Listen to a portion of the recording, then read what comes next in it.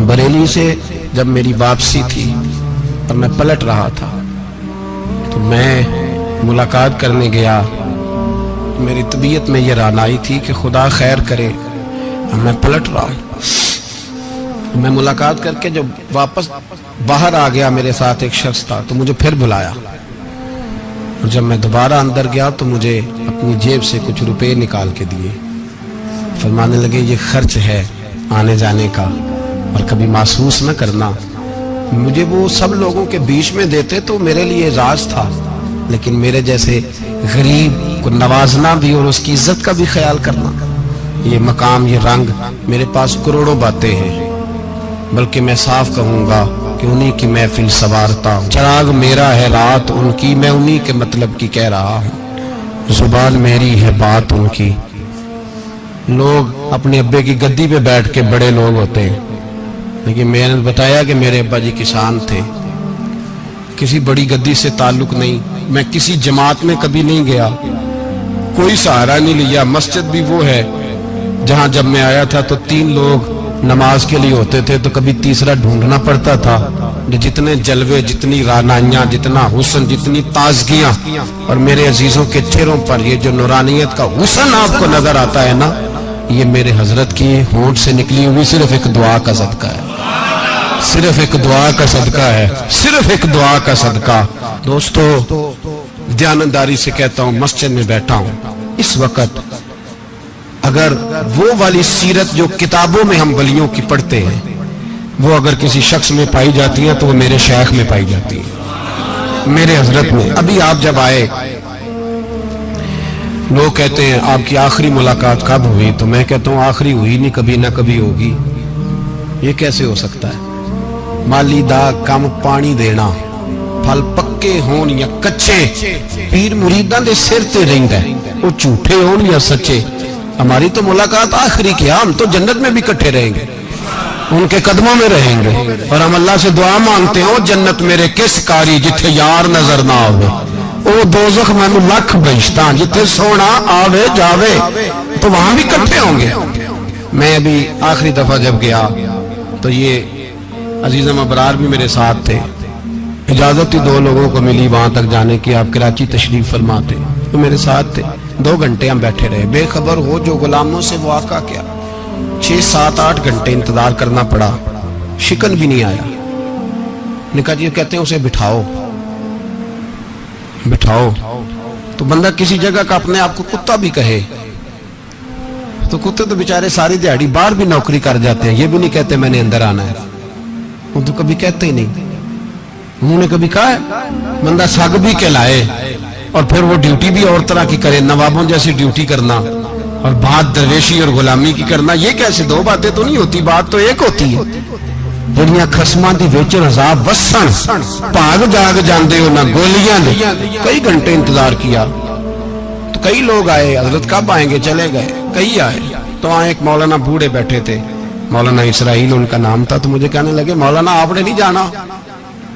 मैंने कहा जी हमने कहाँ जाना है, हम तो यहाँ रहने के लिए आए हैं। जब उनकी 1-2 शख्स ने थोड़ी सी मेरे ऊपर तनकीद की नजर भी डाली कि ये कब से आया है, तो कुछ होता तो मुलाकात ना होती, और हम हैं भी नहीं, हम कुछ भी नहीं। हमारा तो 4थे दर्जे के नौकरों में नाम आ जाए तो बड़ी बात है। 4थे दर्जे के नौकर, नौकरों को भी किस में होती है ना, एक सेक्रेटरी होता है, एक चौकीदार होता है, उनके पास भी चाबियां वाबियां होती हैं, एक बार वाला होता है, एक 4थे 5वें दर्जे का नौकर होता है जिसको कभी कभी बताया जाता है चल गाड़ी धो दे, चल तू आ जा। हम तो 4थे दर्जे के नौकर बनने को भी भाई बड़े तैयार हैं और ईमानदारी से तैयार है, वो रख ले बस मेहरबानी।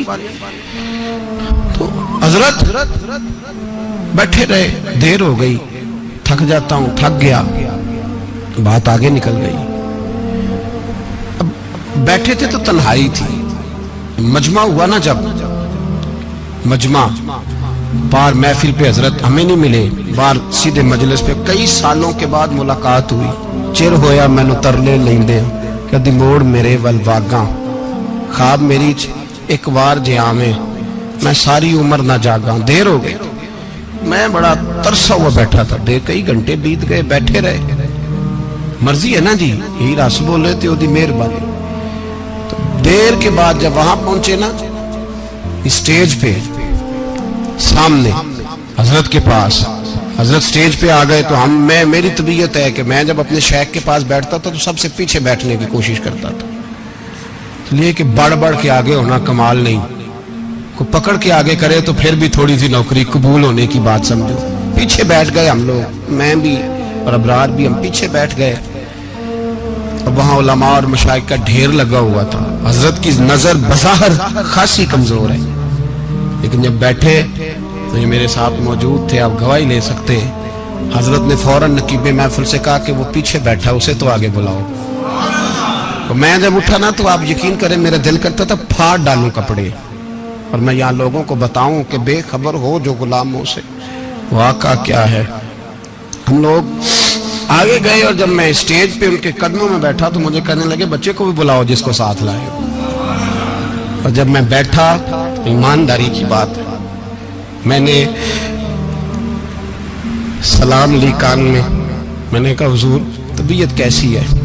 فرمانے لگے تو جب سے آیا ہے مجھے تب سے پتا ہے تو بیٹھا ہے، تو جب سے آیا ہے مجھے تب سے پتا ہے، اب کل واپس چلے جانا اور جا کے وہاں دین کی نوکری کرنا، تو جب سے آیا ہے مجھے تب سے۔ مجھے فرمانے لگے کہ تو جب سے آیا ہے نا مجھے تب سے پتا ہے، جاؤ نوکری کرو۔ اور ایک جملہ کبھی نہیں بھولتا، فرمانے لگے میں تو تمہارے ساتھ ہی ہوتا ہوں، بس بات ختم ہو گئی، معاملات حل ہو گئے۔ باتیں بڑی ہیں، جو کروں تو کیا کروں، کہو تو راز حیات کہہ دوں، حقیقت کائنات کہہ دوں، وہ بات کہہ دوں جو پتھروں کے دلوں کو بھی پاش پاش کر دے۔ مجھے ایک شخص کہنے لگا ہر اسٹیج پہ چھائے ہوئے نظر آتے ہو۔ میں نے کہا کیا کروں، سب سے پیچھے بیٹھا ہوتا ہوں، سب سے پیچھے، لیکن وقت کا غوث اٹھا کے جس کو اسٹیج پہ بٹھائے اسے پیچھے کون بٹھا سکتا ہے؟ ہم وہ جڑیاں گڈیاں اب تو ہی اڈیاں، ہم نے ان کی زندگی میں رانائی دیکھی ہے، غریب پروری دیکھی ہے۔ میں اتنا بڑا نذرانہ نہیں کبھی ان کو دے سکا، میں کسان کا بیٹا ہوں، میں تو ابھی 9th کلاس میں تھا، میرے ابا جی پردہ کر گئے تھے، میں نے بڑی غربت میں وقت گزارا ہے، لیکن مجھے ان کے ارب اور کھرب پتی مرید ہیں۔ کھرب وہاں لوگ کروڑوں روپیہ لے کے لائنوں میں کھڑے ہوتے ہیں، میں غریب باپ کا بیٹا اور مستعار زندگی، لیکن میں نے انہیں عزت دیتے دیکھا ہے، میں نے دیکھا ہے وہ قریب بلانے والے، وہ پیار کرنے والے، میں نے ان کی غریب، لوگ کہتے ہیں میرا پیر غریب نواز ہے، اور قسم اللہ کی میرا پیر غریب نواز ہے۔ میں نے غریب نوازی دیکھی ہے، میں نے وہ رنگ دیکھا ہے، میں نے وہ جلوہ دیکھا ہے، ان کے نرگسی ہونٹ جب کبھی کبھی میرے پیشانی کا بوسہ لیتے تو مجھے یوں لگتا ہے کہ اللہ نے جتنی خوشبو دنیا میں رکھی تھی میرے شیخ نے ساری میرے وجود کے اندر اڈیل دی۔ بریلی سے جب میری واپسی تھی اور میں پلٹ رہا تھا تو میں ملاقات کرنے گیا، میری طبیعت میں یہ رانائی تھی کہ خدا خیر کرے، میں پلٹ رہا ہوں۔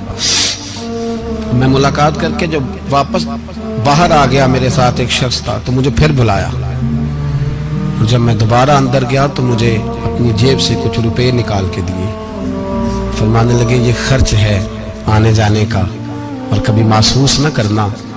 مجھے وہ سب لوگوں کے بیچ میں دیتے تو میرے لیے اعزاز تھا، لیکن میرے جیسے غریب کو نوازنا بھی اور اس کی عزت کا بھی خیال کرنا، یہ مقام، یہ رنگ، میرے پاس کروڑوں باتیں ہیں، بلکہ میں صاف کہوں گا کہ انہی کی محفل سوارتا ہوں، چراغ میرا ہے رات ان کی، میں انہی کے مطلب کی کہہ رہا ہوں، زبان میری ہے بات ان کی۔